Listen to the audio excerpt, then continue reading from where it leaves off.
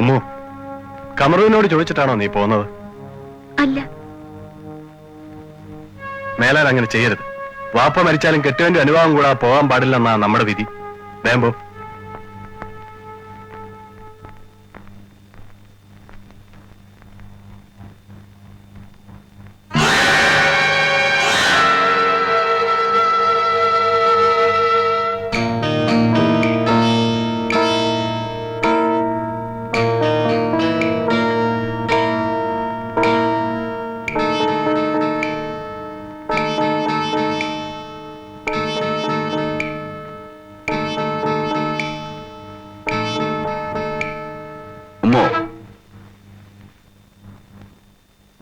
ഞാൻ പോകരുതെന്ന് പറഞ്ഞിട്ട് നീ പോയി അല്ലേ?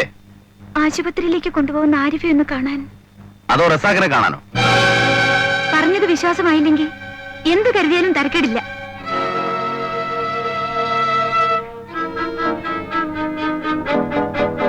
ഉമ്മോ, നീ എന്നെ ധിക്കരിക്കാണല്ലേ? സുഖമില്ലാതെ കിടക്കുന്ന പെണ്ണിനെ ഒന്ന് കാണാൻ പോയതാണോ ധിക്കാരം? ഞാൻ പോകരുതെന്ന് പറഞ്ഞിട്ടും അവള് പോയി. പോകണ്ടെന്ന് പറയാൻ കാരണം റസാഖിന്റെ ഉമ്മുന്റെയും പെരുമാറ്റം എനിക്ക് ഇഷ്ടപ്പെടാത്തതുകൊണ്ട്. ഇഷ്ടപ്പെടാതിരിക്കാനും മാത്രം നീ എന്ത് കണ്ടെന്നാണ്? കണ്ടതല്ല എന്നെ എണ്ണി പറയണമെന്നുണ്ടോ? പറയണം. ഭാര്യ ഭർത്താക്കന്മാർ ഒത്തൊരുമയോടെ ജീവിക്കണമെങ്കിൽ സംശയങ്ങൾ പറഞ്ഞു തീർക്കണം, അല്ലെങ്കിൽ ആ ജീവിതം നരകമായിരിക്കും. നീ റസാഖോട് ചോദിച്ചില്ലേ അയാളെ കുഞ്ഞിന് എന്തുകൊണ്ട് ഉമ്മുവിന്റെ പേരിട്ടെന്ന്? അത് അയാൾ ഇഷ്ടമല്ലേ?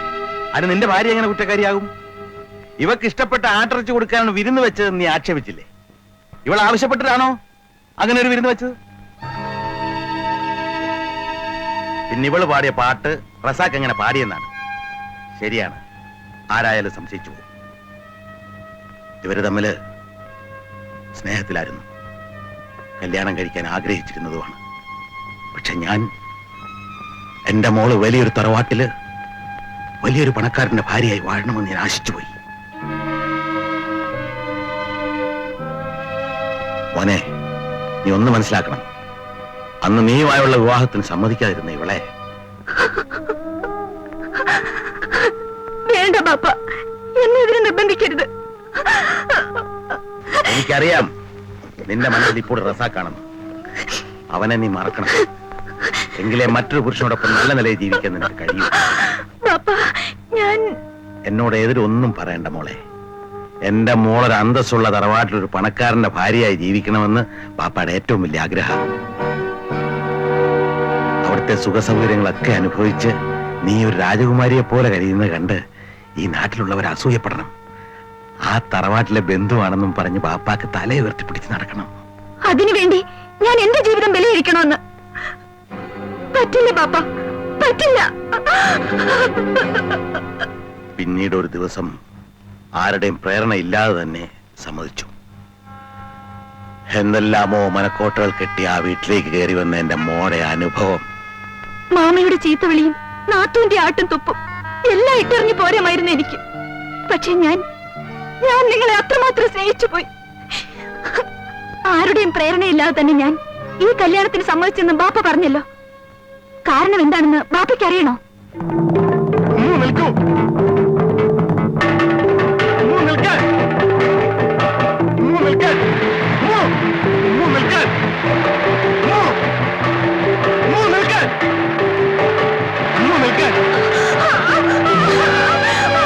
എന്തിനാ നിന്റെ പുറപ്പാട്? ഞാനുമായുള്ള വിവാഹം നടന്നില്ലെന്ന് വെച്ച് നീ എന്തെങ്കിലും ബുദ്ധിമോശം കാണിച്ചാൽ പിന്നെ ഞാൻ ജീവനോട് കൂടി ഇരിക്കുമെന്നാണോ നീ വിചാരിക്കുന്നത്?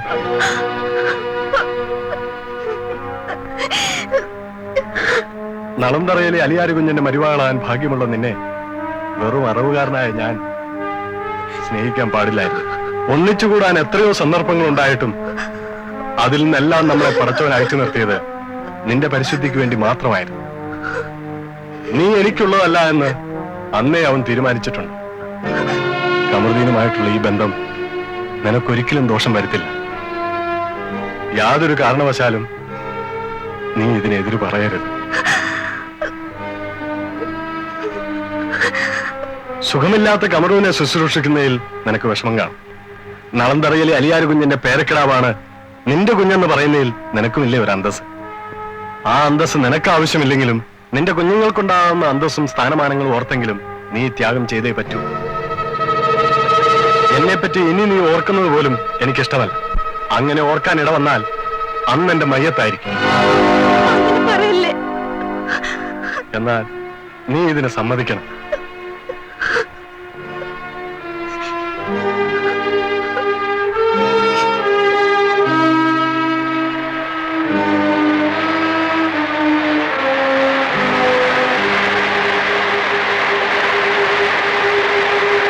അങ്ങനെ നിങ്ങളെ നിക്കാഹ് ചെയ്യണമെന്ന് എന്നെ നിർബന്ധിച്ച റസാഖാനെയല്ലേ നിങ്ങൾ സംശയിച്ചത്?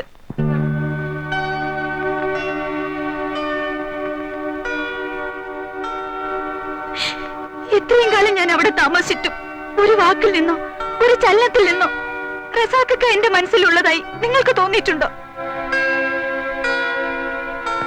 ഉമ്മയുടെ നശിച്ച ആ എഴുത്ത് അന്നവിടെ വന്നില്ലായിരുന്നെങ്കിൽ റസാഖ പാടിയ ആ പാട്ട് പോലും ഞാൻ അവിടെ പാടുകയില്ലായിരുന്നു. ഞാൻ റസാഖയും ചെറുപ്പത്തിലെ സ്നേഹമായിരുന്നു എന്നറിഞ്ഞ ആരിഫയുടെ നിർബന്ധമാണ് എനിക്കിഷ്ടമുള്ള ഇറച്ചി വയ്ക്കാനും കുഞ്ഞിന് എന്റെ പേരിടാനും കാരണമെന്ന് അവൾ എന്നോട് പറഞ്ഞു. ഇക്കാക്ക ആരിഫ് മയ്യത്തായി.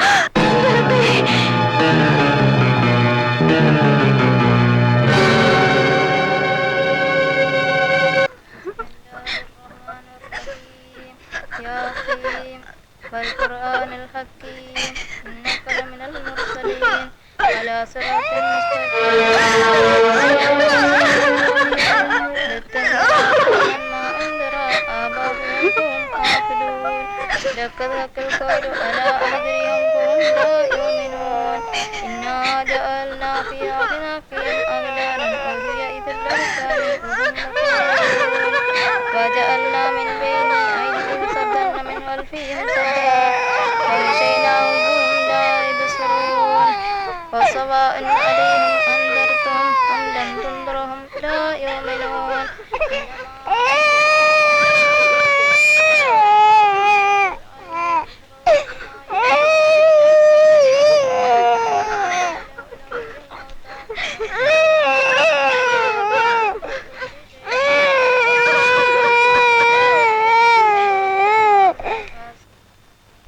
അമ്പത്തിയഞ്ച് 4 59 10 69 ആ 2 10 പൈസ അതും വെച്ച് മിണ്ടണില്ല പോകുമ്പോ വേണ്ട.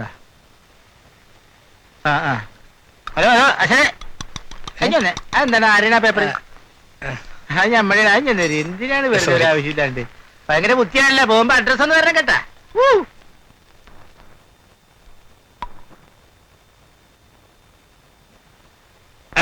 പിന്നെ ചായന്റും പറഞ്ഞ പൈസ എന്റെ പറ്റിലെഴുതിക്കോ. പറ്റാ ഇതൊരു തരം പറ്റിക്കലാണല്ല.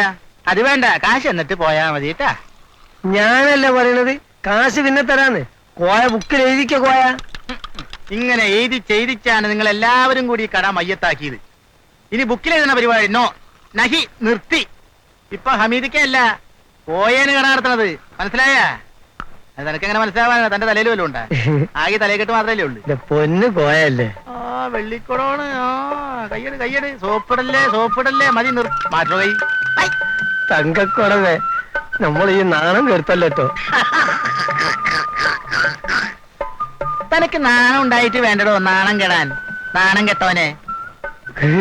ഒന്നുമില്ലേ, നിനക്കൊരു പെണ്ണ് ഇട്ടിച്ചേരണ്ടോന്നല്ലേ ഞാൻ. ചക്കരക്കുട്ട.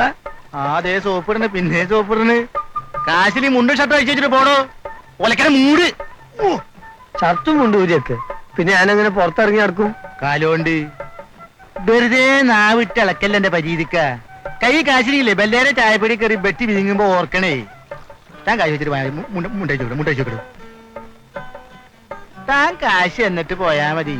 ഒന്നുകിൽ കാശ് അല്ലെങ്കിൽ ഷർട്ടും മുണ്ടു. അത് തരാണ്ട് താൻ ഇവിടുന്ന് ഒരു അട്ടി വെക്കൂല. അള്ളാണെ വെക്കൂല, അതറിയാ. കോയ പറഞ്ഞതാ. ഇവിടെ നിന്ന് നാണം കെടാതെ ഷർട്ടും മുണ്ട് ഊരി കൊടുത്ത് വേഗം സ്ഥലം വിടാൻ നോക്ക്. അല്ല, ഷർട്ടും മുണ്ടും കൂടെ ആവുമ്പോ വലിയ അടങ്ങാറാ. ഷർട്ട് മാത്രമാണെങ്കിൽ നമുക്ക് അഡ്ജസ്റ്റ്മെന്റ് ആക്കാം. ഷർട്ടും മുണ്ടും ആണല്ലോ ചോദിക്കണേ. അല്ലോ ഷർട്ട് മാത്രം പോരാ, നമുക്ക് മുണ്ടും കിട്ടണം. അയക്കട മുണ്ട്. ഇക്ക വേണ്ട, ചിലപ്പോ അണ്ടർവെയർ ഉണ്ടാവില്ല. ആ അത് ശരിയാണ്. കൊടങ്ങനെ ഒരു ഷർട്ട് ഊരോ. എടോ ഷർട്ട് അയക്കാൻ. അയച്ചോടോ ഷർട്ട് പറ. അയക്കണം. ഇഞ്ഞുണ്ടാ മതി പോടോ നീ താൻ പോകോ പോകാ അങ്ങനെ അത് പോകാം താൻ തിരിഞ്ഞൊന്നും നോക്കണേ താൻ പോ എന്റെ പാട്ടിന് പോ അബൂ ദേ പരിത്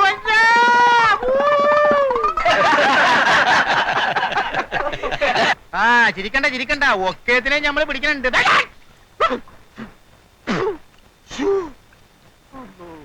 പൊള്ളി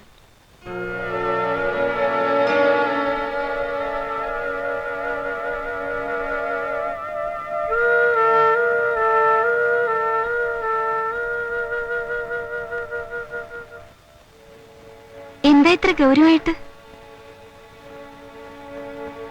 എന്തെല്ലാം പ്രതീക്ഷകളായിരുന്നു നിനക്കും നിന്റെ ബാപ്പയ്ക്കും.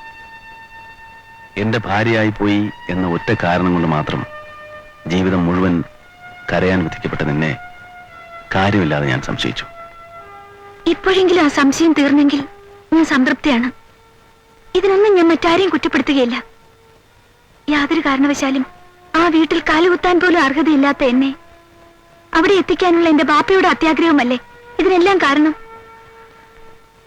നടക്കാവുന്നതേ മനുഷ്യൻ ആഗ്രഹിക്കാവൂ. ശരിയാണ് മോനി പറഞ്ഞത്, 100% ശരിയാണ്. വലിയൊരു തറവാട്ടിലെ അംഗമാണെന്ന് പറഞ്ഞിട്ട് കാര്യമില്ല. സ്വന്തമായി 10 കാശിന് ഗതിയില്ലാത്ത, ഒരു ജോലിയും ചെയ്യാൻ കൽപ്പില്ലാത്ത, മറ്റുള്ളവരുടെ ഔദാര്യത്തിൽ മാത്രം ജീവിക്കേണ്ടി വന്ന ഞാൻ സത്യത്തിൽ ഒരു വിവാഹത്തിന് ആഗ്രഹിക്കാൻ പാടില്ലായിരുന്നു. എന്റെ കുടുംബത്ത് പാത്രം കഴുകിക്കളയുന്ന ചോറുണ്ടല്ലോ, അത് വേണ്ട, എനിക്ക് മരണം വരെ ജീവിക്കാൻ. പക്ഷേ ഇന്ന് നിന്റെ ബാപ്പയുടെ ഉപ്പും ചോറും തിന്ന് ജീവിക്കേണ്ട ഗതികേടിലായിപ്പോയി. ഇത്രയും ദുരിതങ്ങളും കഷ്ടപ്പാടുകളും അനുഭവിക്കാൻ മാത്രം ഞാൻ ഒരു തെറ്റും ചെയ്തിട്ടില്ല. എനിക്കിനി ജീവിച്ചിരിക്കണമെന്ന് ഒരു ആഗ്രഹമില്ല അമ്മ. എന്തിനാ ഇങ്ങനെയൊക്കെ പറയണത്? നിങ്ങളില്ലെങ്കിൽ പിന്നെ എനിക്ക് ആരുണ്ട്? ഈ മുഖം കണ്ടുകൊണ്ട് വേണം എനിക്ക് എന്റെ കണ്ണടയ്ക്കാൻ.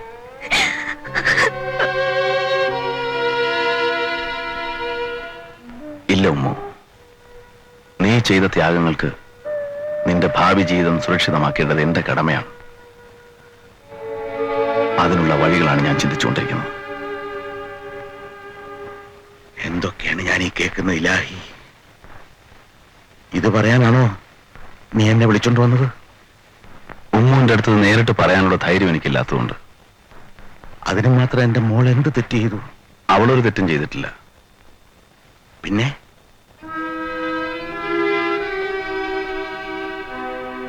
എന്താണെന്ന് പറ. ഉമ്മുവിന്റെ നല്ലൊരു ഭാവിയെ ഉദ്ദേശിച്ച് മാത്രമാണ് ഞാൻ ഇങ്ങനെ ഒരു തീരുമാനത്തിലെത്തിയത്. ഒരു സ്ത്രീ ജന്മം മുഴുവൻ ഒഴുക്കേണ്ട കണ്ണുനീര് ഈ ആയുസിനിടയ്ക്ക് തന്നെ അവളുടെ കണ്ണിൽ നിന്ന് ഒഴുകിയിട്ടുണ്ട്. ഇനി എന്റെ കൂടെ ജീവിച്ചാൽ അത് തന്നെ നൽകാൻ എനിക്ക് കഴിയൂ. മറ്റാരെങ്കിലും കല്യാണം കഴിച്ച് അവൾ സുഖമായി ജീവിക്കണം. അതിന് ഈ ഒരൊറ്റ വഴിയെ ഞാൻ കാണുന്നുള്ളൂ. മാമ തടസ്സം പറയുന്നു. ഉമ്മുവിനെ ഞാൻ മൊഴി ചെല്ലട്ടെ മാമ? മോളെ മൊഴി ചൊല്ലുന്നെന്ന് കേൾക്കുമ്പോ ഒരു പാപ്പാടെ അവസ്ഥ എന്തായിരിക്കുമെന്ന് നിനക്കറിയില്ല മോനെ.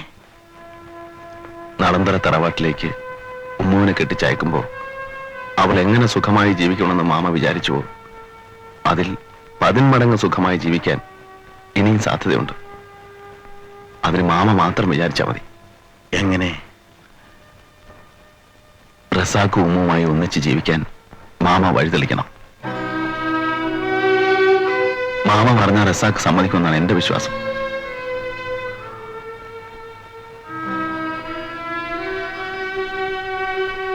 ഉമ്മുവിനെ ഞാൻ മൊഴി ചെല്ലട്ടെ മാമ?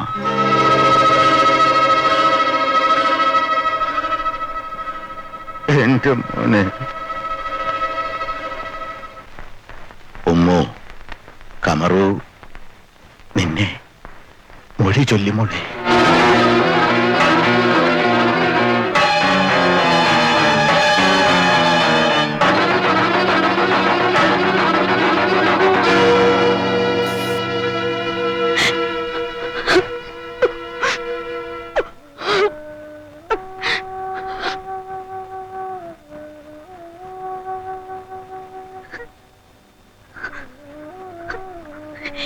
ഞാൻ വല്ല തെറ്റും ചെയ്തോ ബാപ്പ? ഇല്ല മോളെ, നിന്റെ ഭാവി ജീവിതം സുരക്ഷിതമാക്കാൻ കമറു കണ്ട ഏക മാർഗം ഇതാണ്. നീ വീണ്ടും ഒരു നിക്കാഹ് കഴിക്കാൻ. ഓഹോ,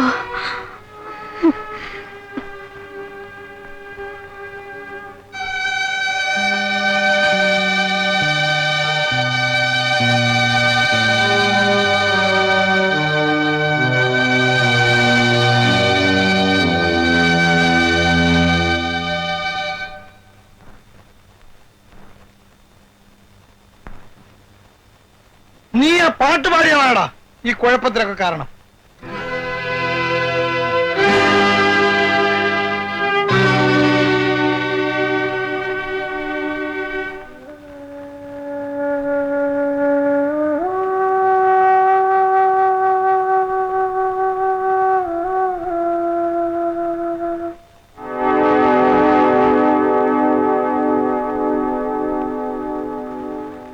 ഉമ്മു,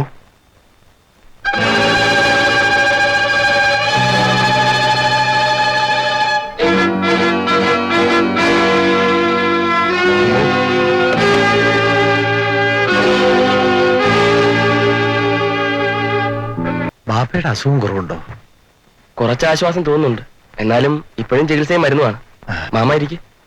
യൂസഫേ, ഞാൻ വന്നത് നമ്മുടെ കമറുദ്ദീനെ കുറിച്ച് അന്വേഷിക്കാനാ. എന്താ അളിയനെന്ത് പറ്റി? അവൻ ഹമീദിന്റെ വീട്ടിൽ നിന്ന് ഇറങ്ങിപ്പോന്നു. എവിടെ പോയെന്നൊരു വിവരമില്ല. മാമാടെ വീട് നരകമാണെന്ന് പറഞ്ഞ് മാമയെ ധിക്കരിച്ചിറങ്ങിപ്പോയനല്ലേ അളിയൻ. എവിടെയെങ്കിലും പോയി തൊലയട്ടെ. അവൻ ഹമീദിന്റെ വീട്ടിൽ നിന്ന് ഇറങ്ങിപ്പോയെന്ന് കേട്ടപ്പോ വീണതാണ് അവന്റെ ഉമ്മ.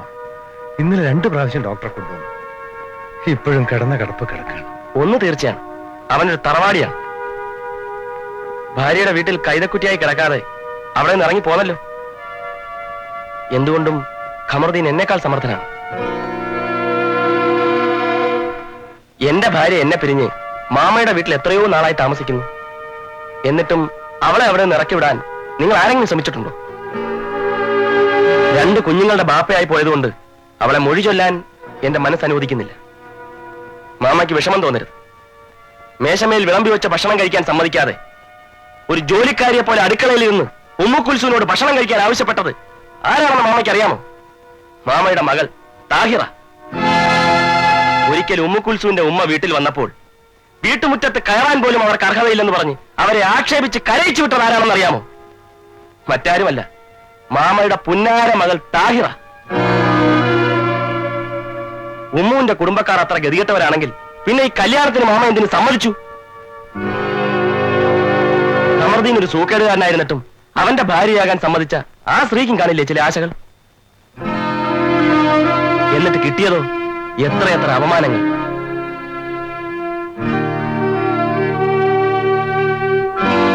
ഇതിൽ നിന്ന് ഉമ്മു കുൽസുവിനെ രക്ഷിക്കാൻ വേണ്ടി ഇറങ്ങിപ്പോയ ഖമറുദ്ദീനെ എങ്ങനെ കുറ്റം പറയാൻ സാധിക്കും? താഹിർ ആ വീട്ടിൽ ഉള്ളിടത്തോളം കാലം അളിയൻ ആ വീട്ടിൽ കാലുകുത്തില്ല എന്ന് ഖമറുദ്ദീൻ പറഞ്ഞോ? പറഞ്ഞു.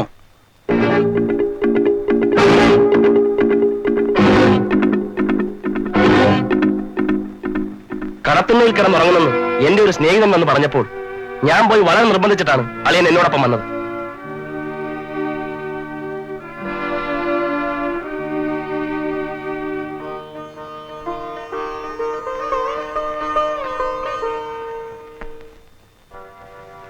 ഉമ്മ ഇത് കഴിക്കും. വേണ്ട, കഴിക്കുമ്മ. ഉമ്മ,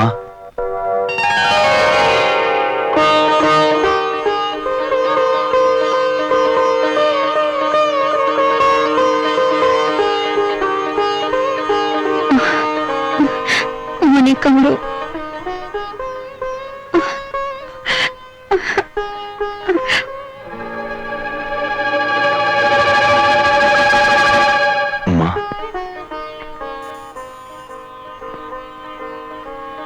ഉമ്മ എന്തേ മരുന്ന് കഴിക്കാത്തെ?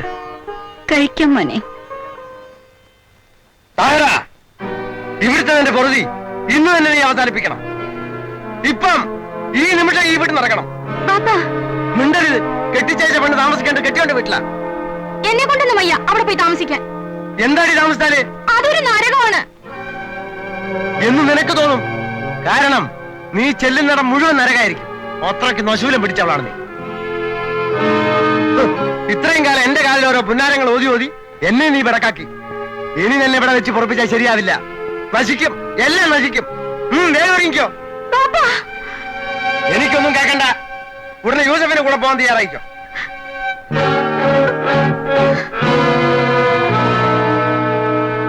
കലക്കി മാമ, ഉഗ്രൻ. മാമയ്ക്ക് ഇത്ര ഒച്ച ഉണ്ടെന്ന് ഞാൻ ഇപ്പോഴാ അറിയുന്നത്.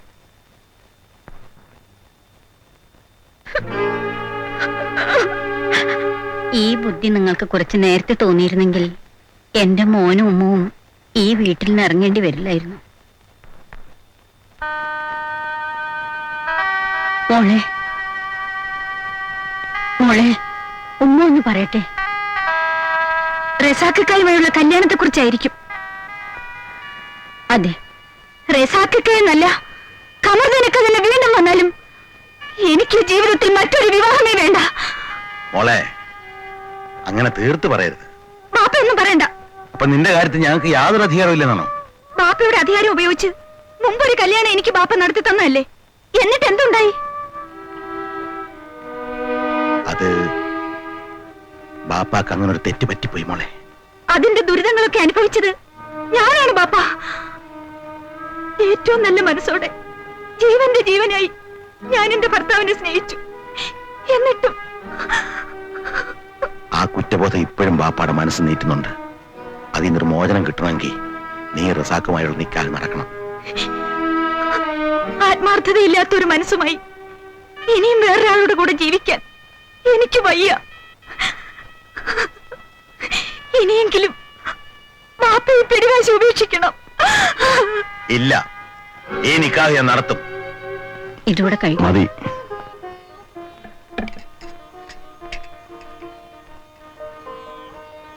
കഴിക്കുമണി.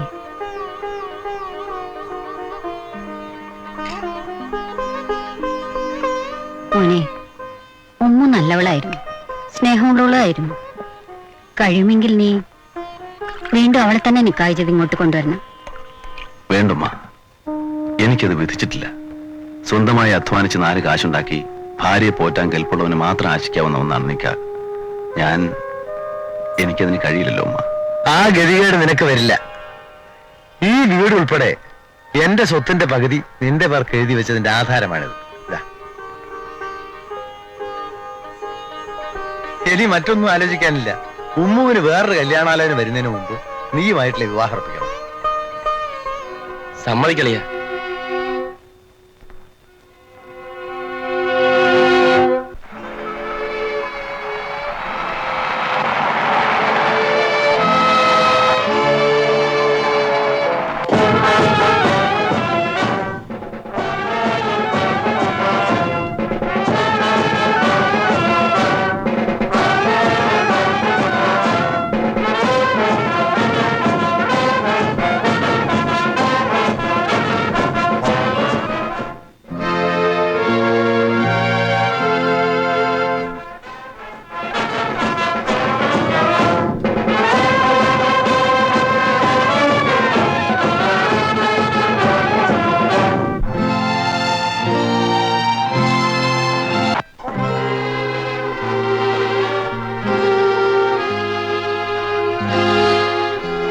മോളെ,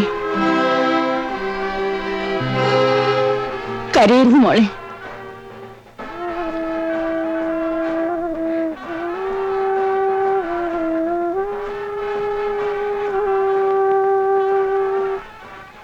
എല്ലാം പഠിച്ചോന്റെ തീരുമാനമാണെന്ന് വിചാരിച്ചു.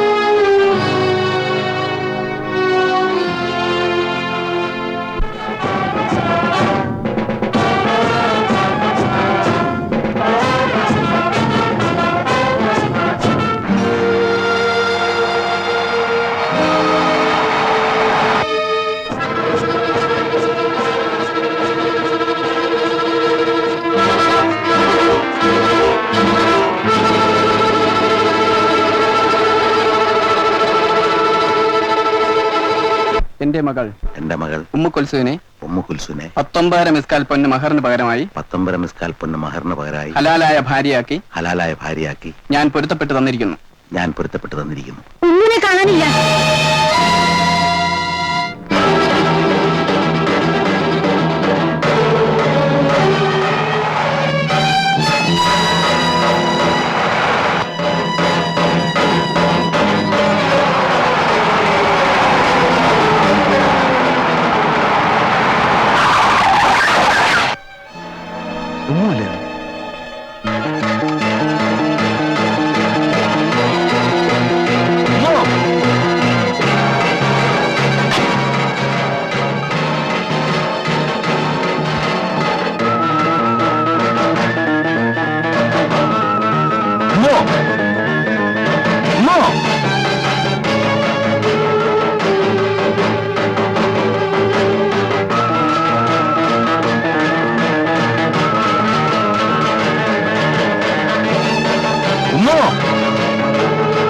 നിക്ക്.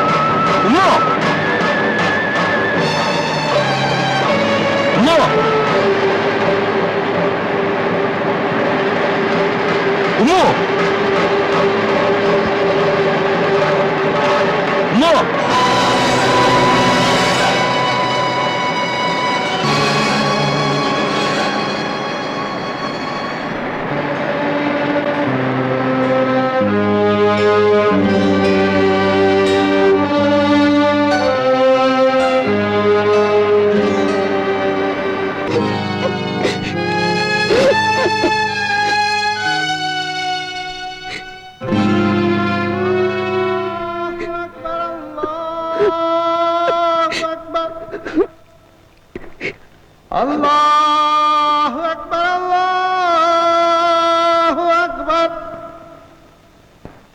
Ashhadu an la ilaha illallah. Ashhadu an la ilaha illallah. Ashhadu anna Muhammadan Rasulullah.